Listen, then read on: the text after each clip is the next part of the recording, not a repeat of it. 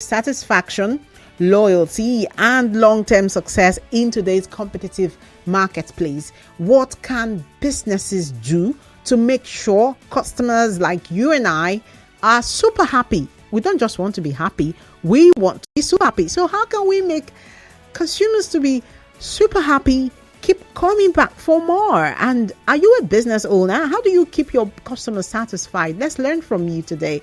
And you as a customer, what should businesses do to make you super happy? So I'm asking so many questions today, but if you listen, you understand that it's actually all connected. I mean, we are in what we call the post-fuel subsidy era, and it has come with all kinds of adjustments. We've seen all kinds of adjustments in the business world, and every sector is affected. We've had that conversation on the show before. And then how does it affect consumer behavior? How does it affect consumer satisfaction? Are we satisfied with what we've been getting from the business world? I mean, at the end of the day, we are all consumers, as we are also business owners.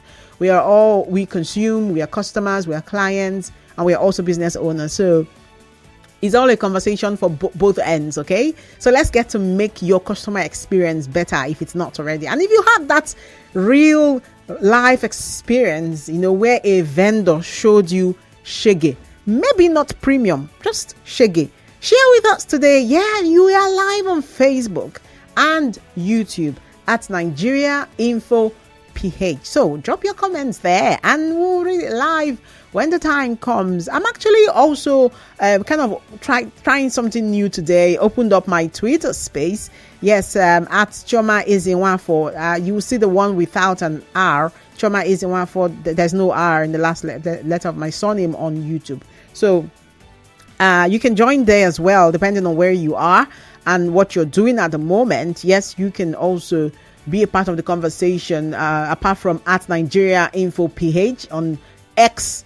We are on X, and you can share your comments there as well. We are also on Facebook, on YouTube.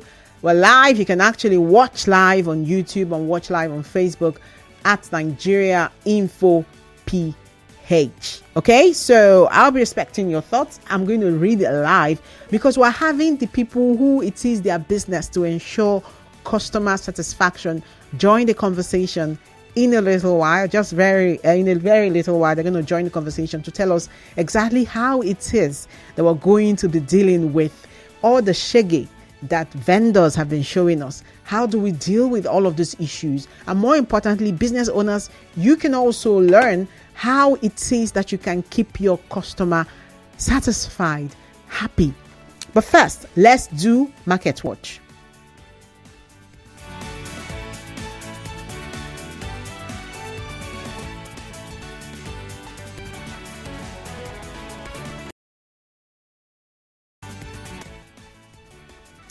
So on Market Watch today, we're looking at CBN, the Apex Bank, Central Bank of Nigeria.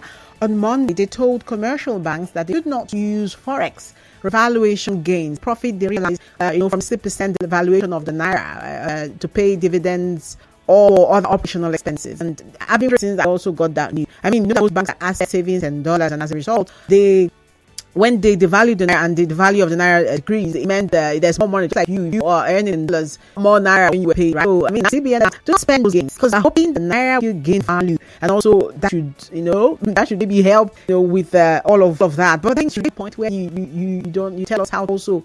I don't know. I'm just kidding. I'm just wondering myself. Anyways, but that's that for the banks and the CBN. They are ogat patakata, as they can say.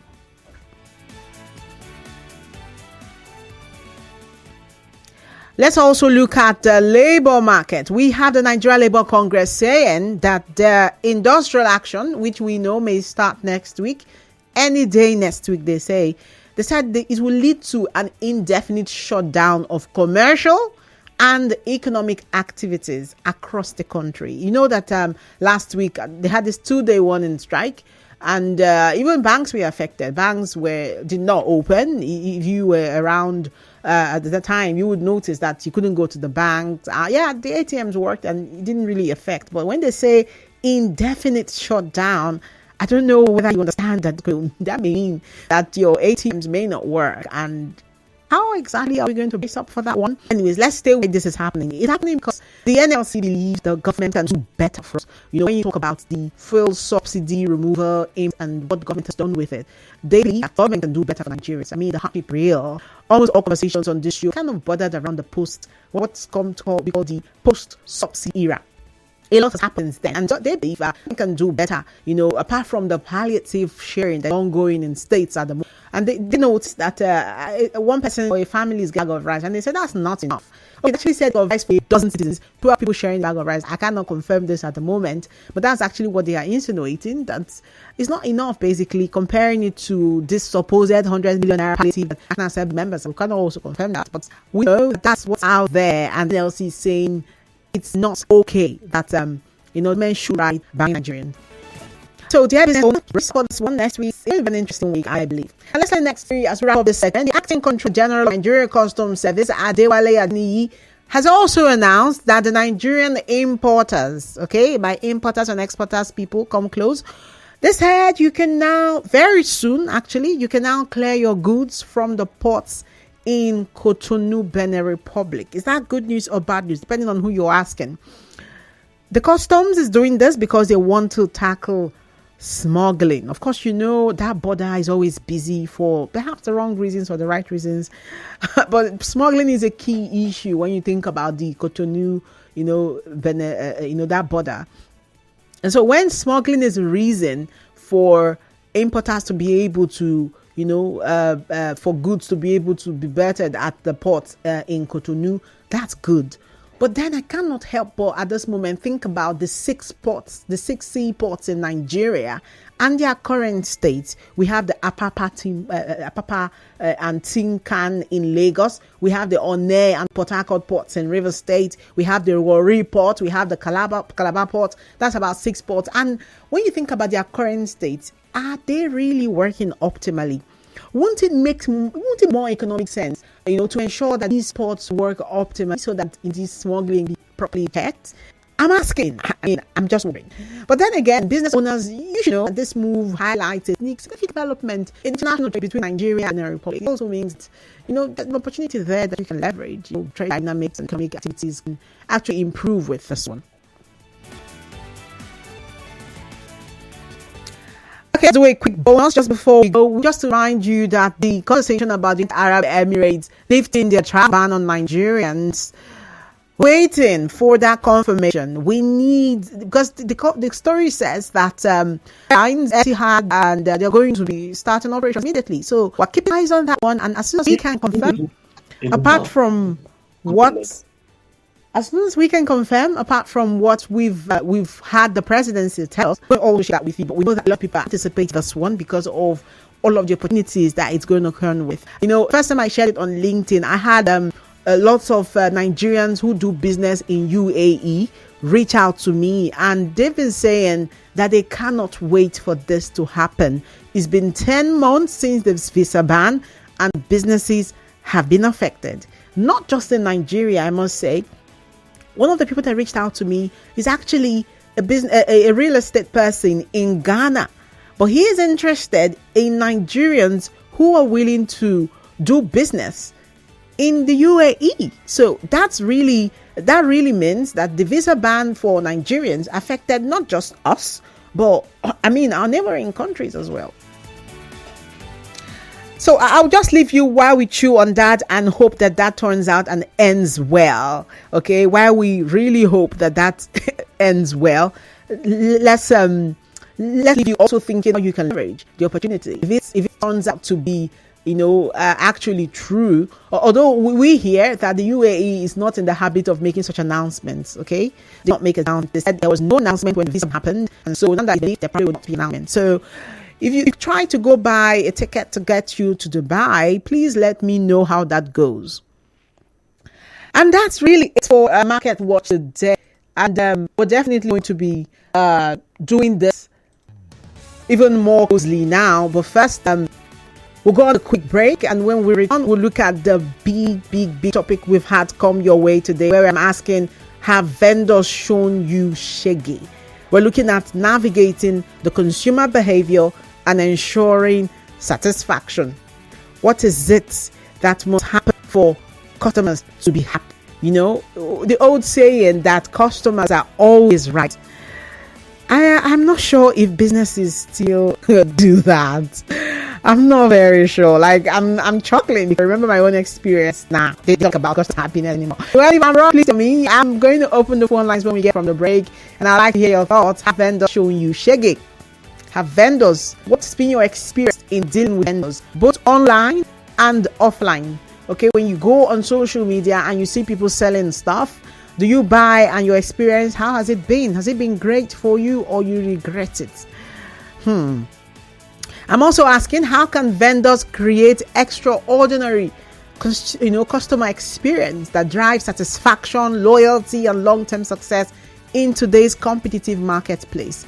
How often do you go back to the same people to buy from them? How often do you go back to the same brand or the same company to patronize them because perhaps you were very happy with how they treated you the last time? And how has your experience been? For the first time, the second time, the third time, the quality did it drop? Has it been the same? That's our conversation today. What can businesses do to make sure customers are super happy? We're not looking for happy anymore. We're looking for super happy. And how do you ensure that they keep coming back? If you're a business owner and you have cracked this, code, I call it the consumer code. If you have cracked this code of how to keep your customers satisfied, send me a message, because we're live on Facebook. You can drop your comments on Facebook, on YouTube as well. We are live. You can watch live at Nigeria Info PH. Drop your comments and I'm going to read them live when I get back from this break. And you can also share your thoughts on X. That's former Twitter, the one we used to call Twitter. We are also there at Nigeria Info PH. And then the WhatsApp, of course, we have 0809 030 6416. That's the WhatsApp number. You can also drop your comments on WhatsApp. Have vendors showing you shaggy? How did you handle it? And your business owner, how exactly are you keeping your customers satisfied? Because when we come back with a agency's business to protect consumers. I'm going to be sharing really interesting insights. You're going to learn a lot from me, and if you're a vendor, you learn it from me. So see you.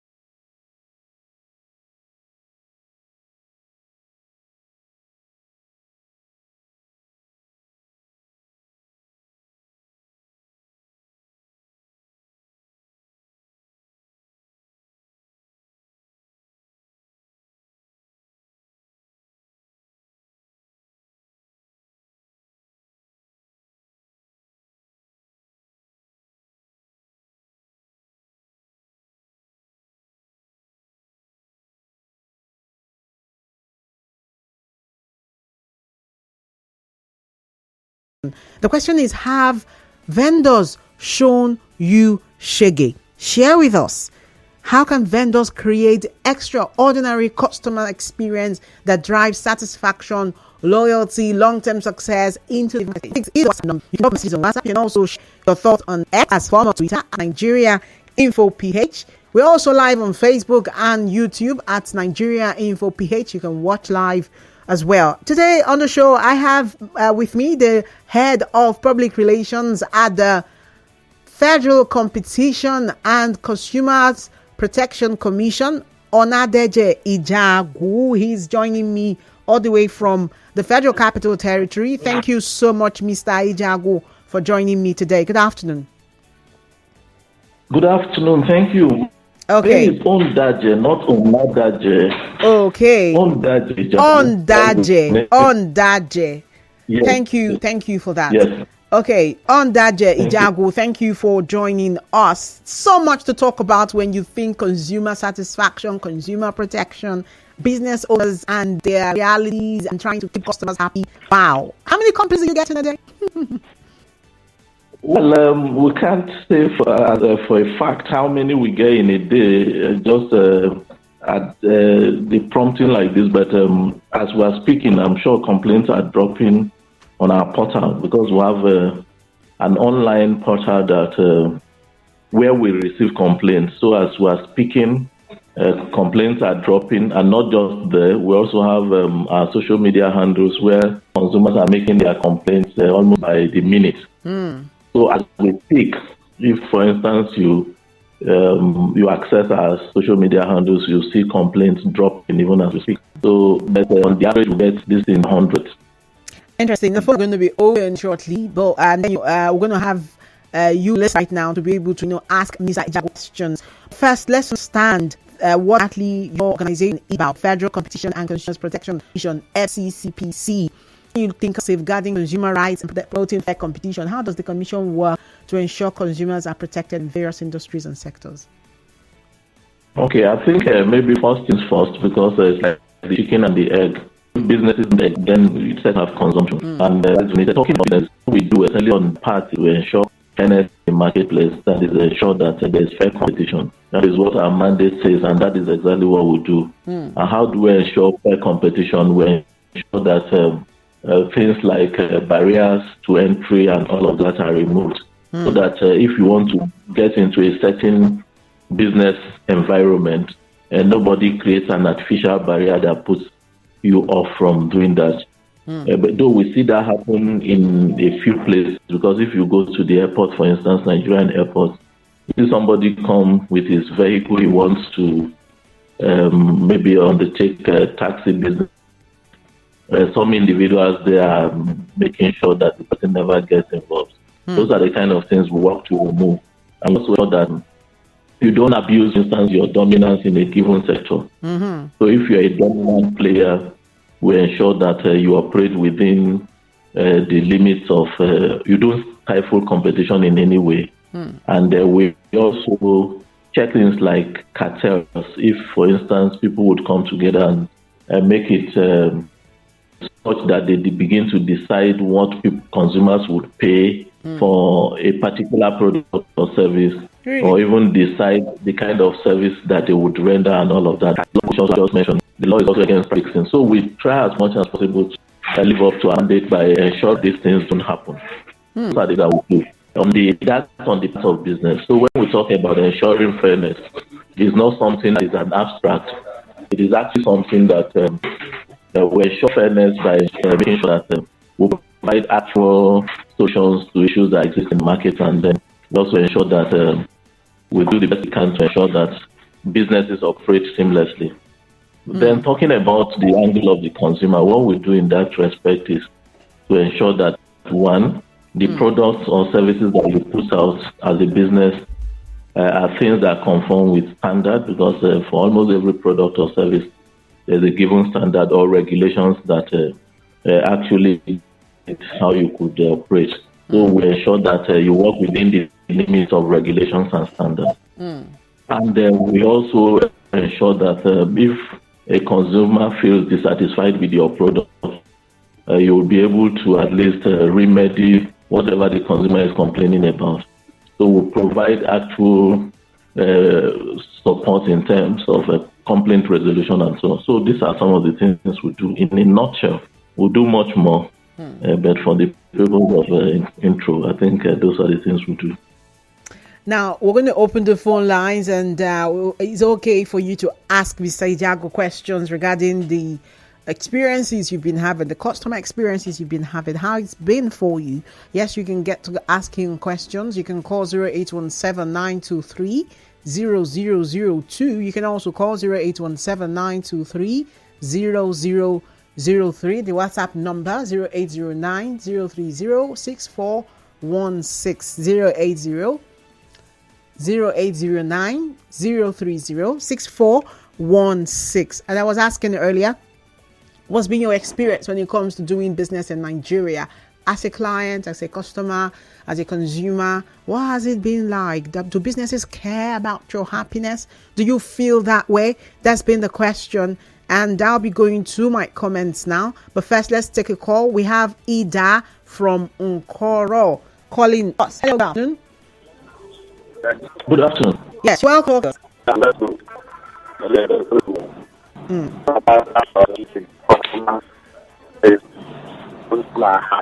When it comes to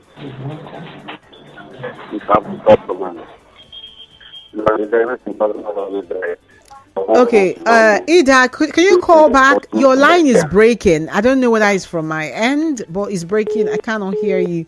Please call back. Thank you. Okay, so the question is, what's been your experience when it comes to doing business in Nigeria as a client, as a customer? Are the businesses, do they care about your happiness? Have vendors shown you shege? Share your experience. Hello, good afternoon. Good afternoon. Yes, you're welcome to Talking Figures. Yes, my name is Captain calling from Ogun. Okay, go on. Okay. I know that the essence of establishing that organization is to stop or to protect consumers from being exploited. Is it also? Go on. Okay. Is the agency established for protecting us, we the consumers, against some goods being consumed or any kind of goods being consumed? For example, is the EDDC included? The one we commonly known as NEPA?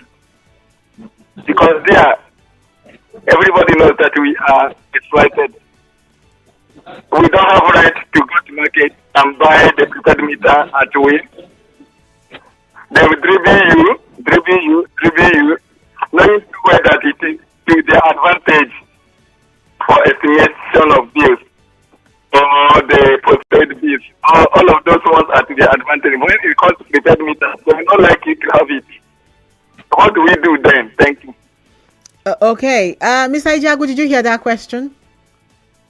No, I couldn't hear him at all. Okay, I'm going to give it to you, but let's take another call and then I'll get it to you now. Hello, good afternoon, Ida. Thank you for calling back.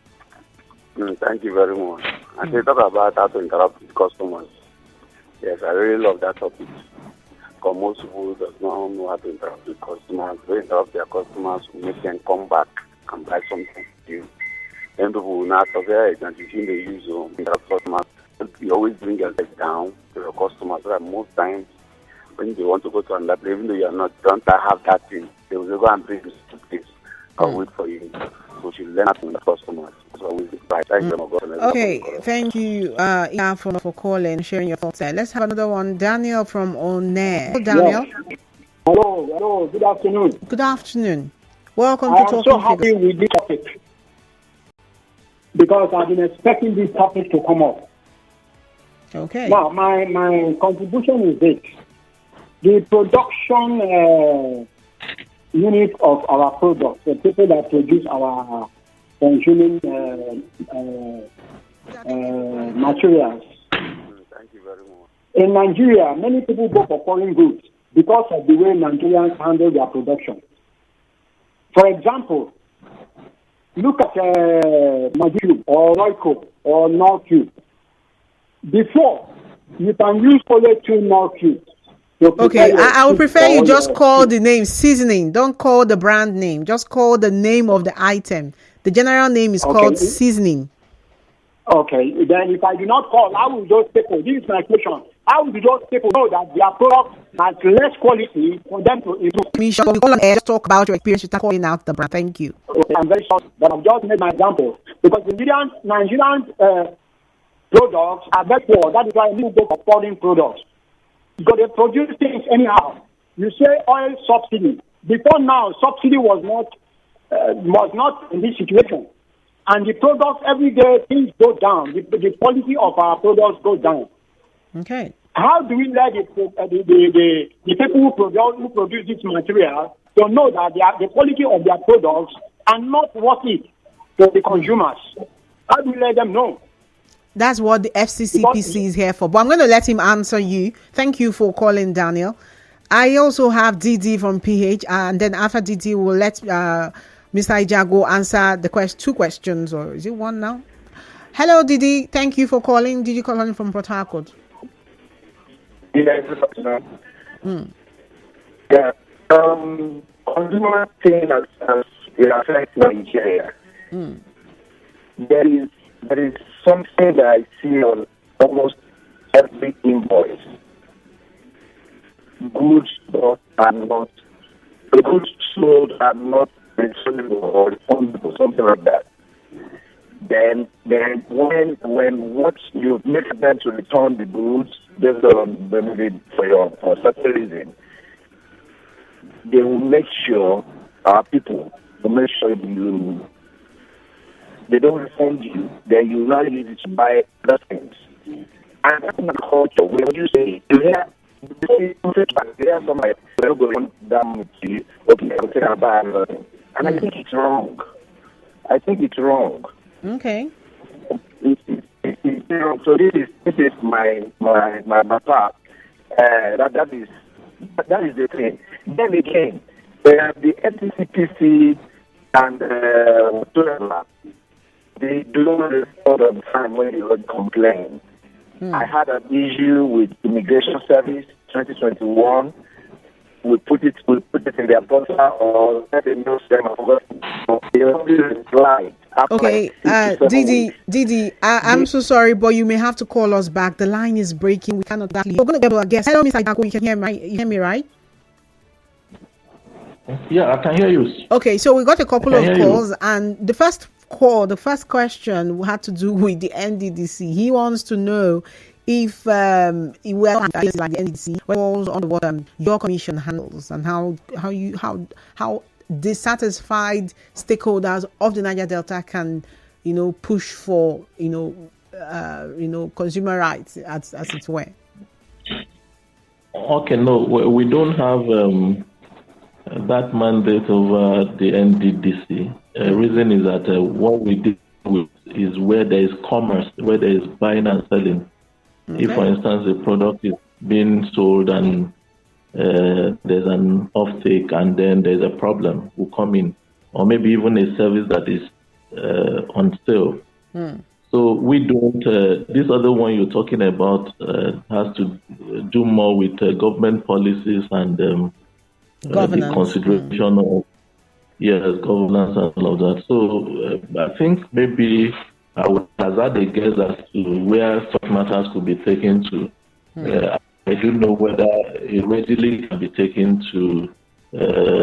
I don't think it even falls within the realm of the Public Complaints Commission, but most times the experience is that people complain about financial impropriety, and those ones would have to go to those institutions that are out there, like the ICPC and FCC, that deal with those kind of complaints. But for us, we don't have a mandate over that. Okay, now another question of amend, and the caller believes that should, be nothing to do. What do you think?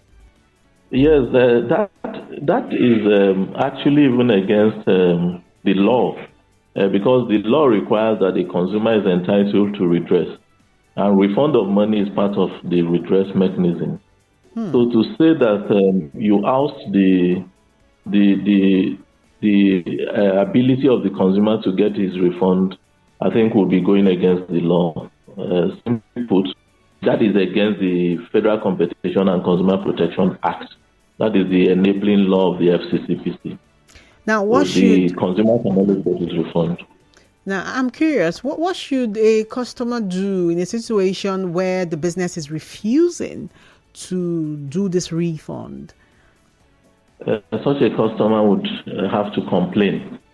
We receive complaints like you already observed. We receive complaints, and we have multiple channels for receiving complaints.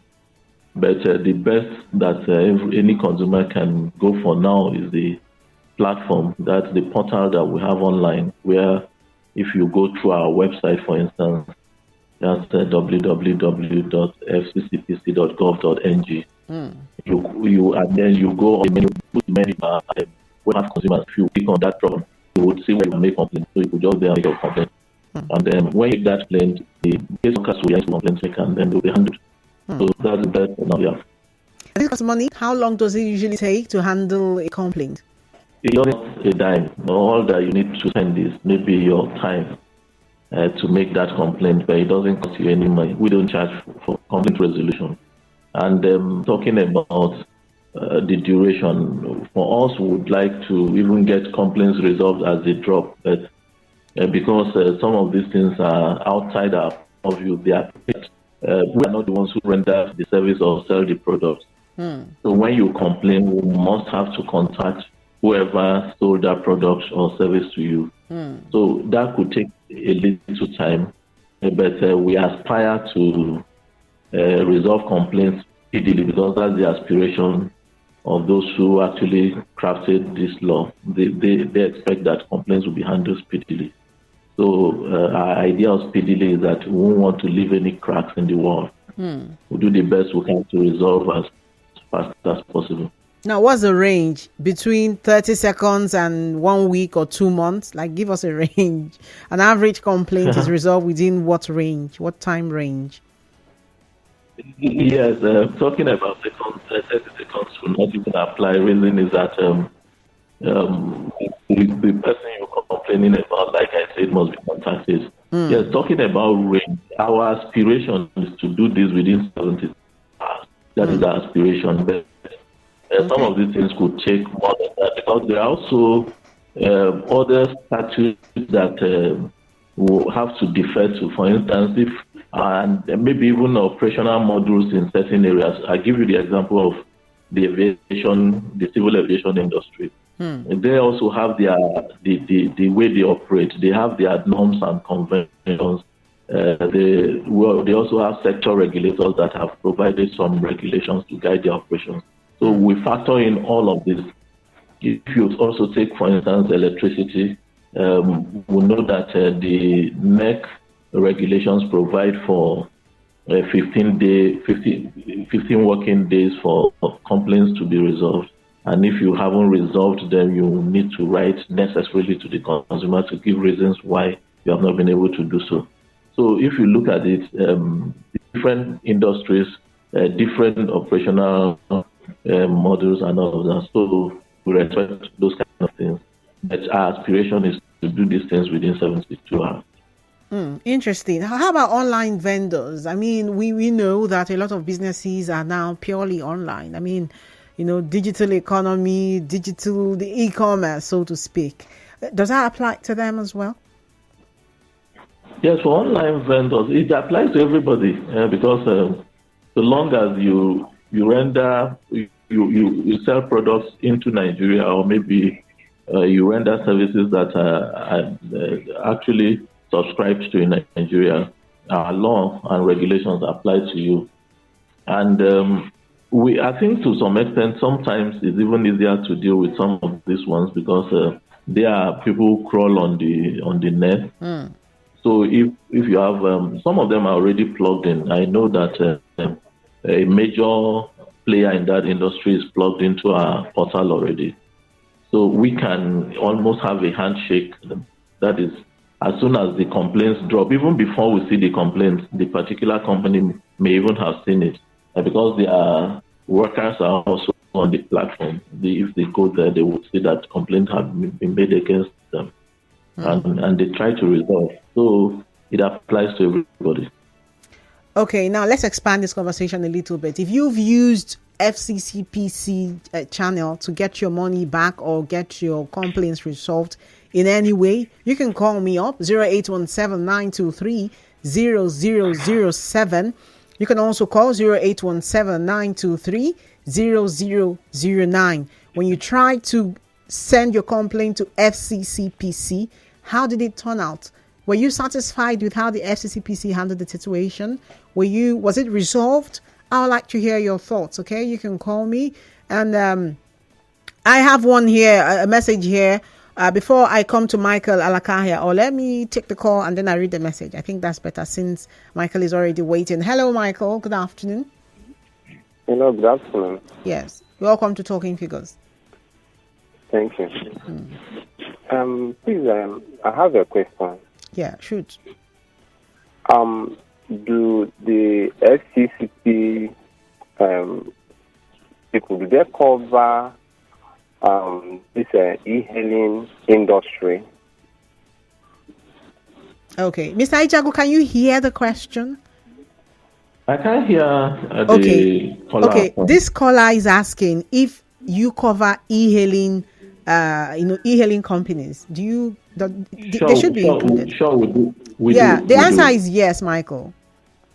Okay, so now interestingly, we have two major players that we have having issue with them. To our office driver can and we had some come through them to okay, Mr. Ijagwu, hold on. The caller is still on. Okay. Hello. Yeah, go on. So my question now: so if drivers is having issue with any of them, regards to the service they are rendering, to the drivers. So can a driver now go through this FCCP to, lay a complaint? Because as it stands, they do not have office here in Port Harcourt. Everything is just online.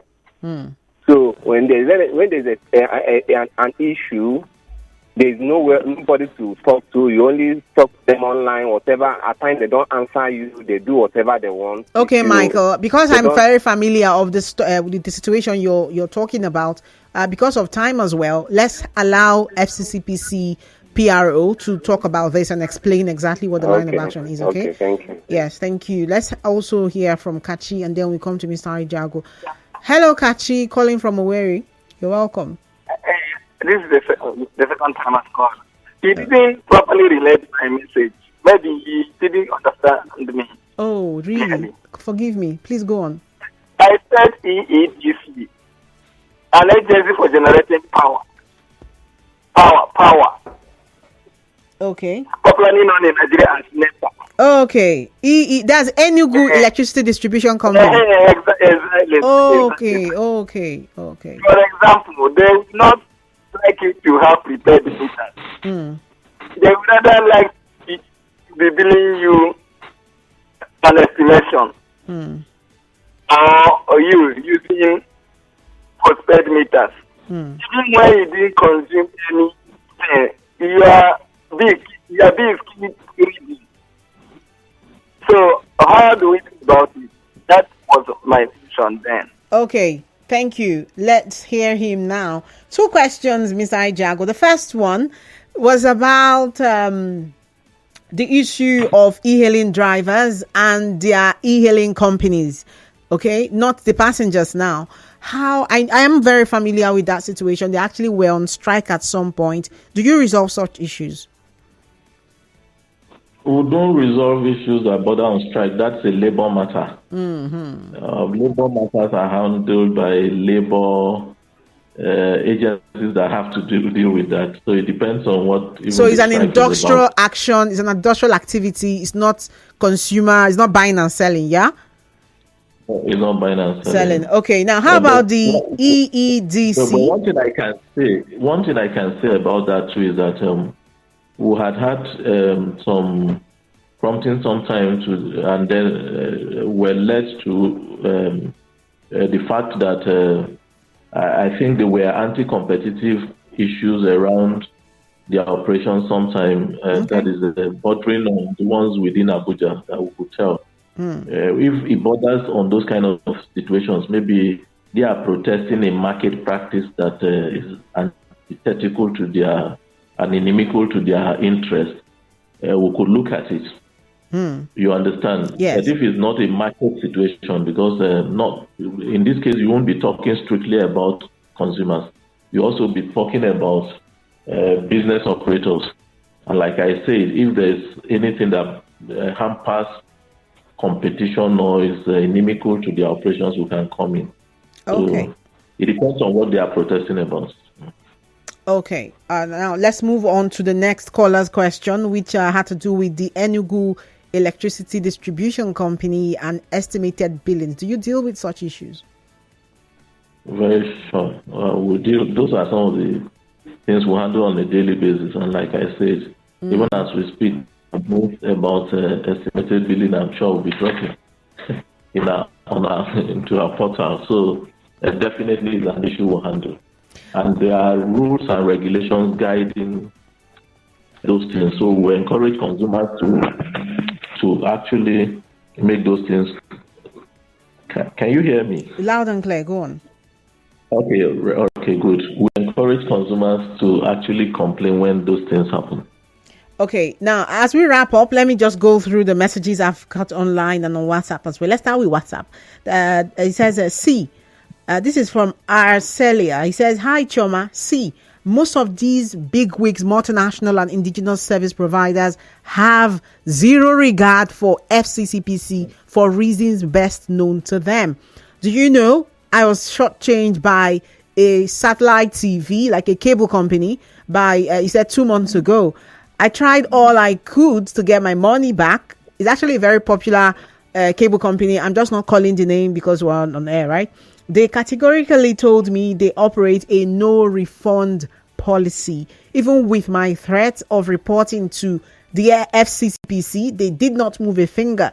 They frustrated me until I recharged and the decoder with the money, because all attempts to reach FCCPC via the social media handles and phone number met a huge brick wall. What do you say to this? And this, like, as we wrap up. Those are usual kind of cases we handle. So, and then the